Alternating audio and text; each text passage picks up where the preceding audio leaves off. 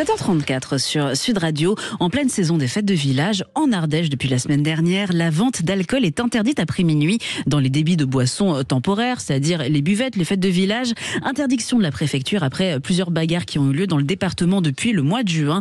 Interdiction qui soulève la colère et l'incompréhension chez de nombreux élus ardéchois. Et nous sommes avec Sébastien Pradier, maire sans étiquette du Crau de Géoran, président de l'association des maires ruraux d'Ardèche. Bonjour monsieur le maire, merci d'être avec nous. Bonjour à vous. Alors cette décision a été prise par la préfecture en réaction à des débordements. Est-ce que c'est aussi votre constat? Vous avez vu une augmentation des violences dans le département? Alors, qu'il y ait une augmentation des violences dans le département peut-être général, c'est possible. Qu'il y en ait une dans les fêtes, je pense pas. On a eu une réunion la semaine dernière où la gendarmerie et la police nous ont fait part des chiffres, qui sont d'une petite quinzaine d'interventions depuis le début des fêtes de village, c'est-à-dire depuis le début juin, sur un mois et demi. Bon, c'est pas non plus un chiffre impressionnant. Et c'est une décision de la préfète de l'Ardèche, Madame Sophie Élyséon, qui vous semble disproportionnée? Elle est complètement disproportionnée parce qu'elle n'est pas réfléchie, parce qu'on nous a aucunement démontré qu'elle arriverait à régler le problème des rixes, parce que les jeunes ont toujours fait la fête dans les buvettes des villages, ils la feront toujours. Si les buvettes ne peuvent plus servir d'alcool à minuit, que feront-ils? Ils achèteront l'alcool dans les commerces avant d'aller aux fêtes, et ils boiront l'alcool dans le coffre de leur voiture. Qui plus est, ça crée un problème quand même de sécurité, puisqu'aujourd'hui nos buvettes servent leurs boissons dans des gobelets en plastique ou des choses comme ça. Demain, ils vont venir avec des bouteilles dans les coffres et on voit qu'est-ce qui peut arriver quand on a des bouteilles sur soi. Et est-ce que ça risque aussi d'être contre-productif dans le sens où ça peut susciter la colère à minuit si on dit non pour servir de la boisson alcoolisée à certains fêtards déjà qui ont bu déjà de l'alcool? Mais qu'ils aient bu ou qu'ils aient pas bu, c'est une incompréhension totale. Et ceux qui viennent faire la fête vont demander aux organisateurs de se mettre hors la loi, oui, parce que ça sera impossible à minuit de dire on sert plus du tout d'alcool. Donc c'est quelque chose qui est contre-productif. C'est une décision qui a pas du tout été concertée. On a appris ça même dans les associations de maires le jour même. C'est-à-dire qu'on a reçu l'arrêté dans la boîte mail de la mairie sans aucune concertation, sans nous parler de ça. En pleine saison estivale, on a reçu un arrêté qui était applicable soi-disant 2 jours après. Donc non, c'est pas possible de rester dans cet état-là, parce que les Ardéchois le veulent pas. Jusqu'à cette mesure, la vente d'alcool était autorisée jusqu'à 2h du matin. Ça a des conséquences aussi pour les associations qui vendent ces boissons?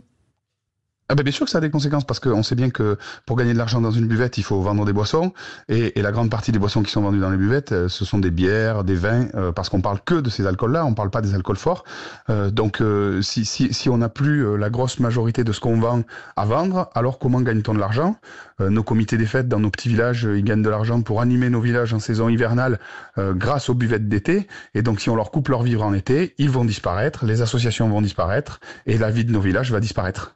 Donc là, vous représentez les maires ruraux. Vous êtes soutenu également par le président du conseil départemental de l'Ardèche, Olivier Amran, qui a lancé une pétition. Elle aurait recueilli 2000 signatures. C'est un soutien de poids aussi. Vous êtes vraiment unis dans ce combat.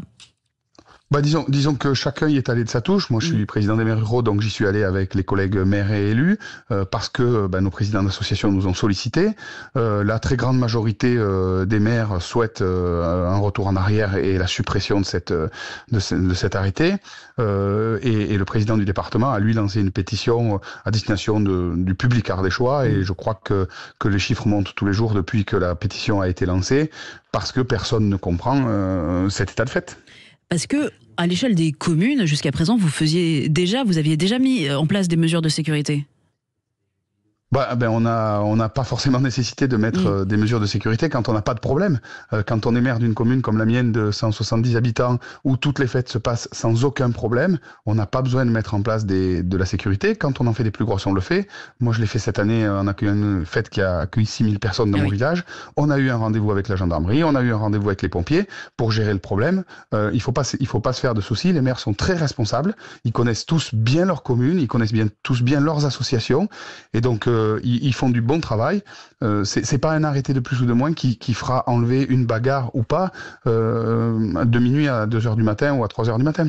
Depuis la mise en place de cet arrêté préfectoral le 16 juillet dernier, est-ce que vous avez pu avoir des rendez-vous à la préfecture pour expliquer la situation? Alors, on a eu une réunion qui a été organisée parce qu'on a réagi tout de suite mardi quand l'arrêté est sorti chez les maires ruraux. On a eu une réunion vendredi qui a été organisée par le directeur de cabinet.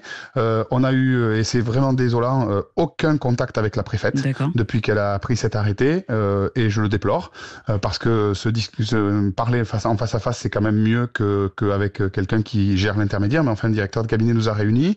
On a fait des propositions. Et la discussion est encore en cours pour qu'on arrive à faire sauter ce verrou de la vente d'alcool à minuit.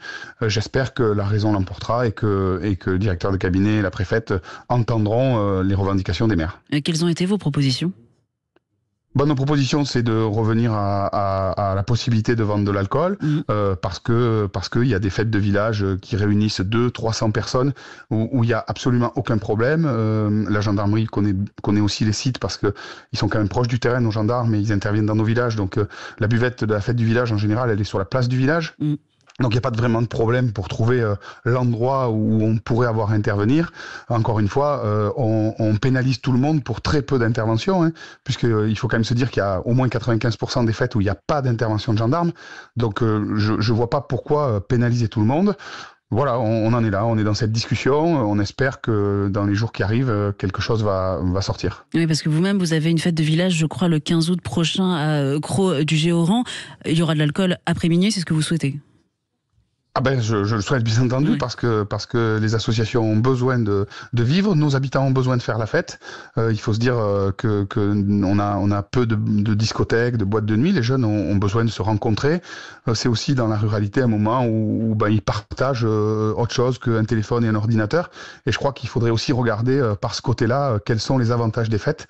Ça crée du lien social. Les gens qui arrivent dans nos villages connaissent d'autres gens. Ça montre un dynamisme dans nos communes pour les touristes qui viennent en vacances. Donc non, il faut pas amputer nos fêtes de pouvoir vendre de l'alcool après minuit. On va quand même rappeler ce message important, l'alcool toujours avec modération et pas quand on prend le volant, c'est important à rappeler. Merci beaucoup Sébastien Pradier, maire sans étiquette du Cros de Géoran, président de l'association des maires ruraux d'Ardèche. Le message est passé, il est 7h41 sur Sud Radio.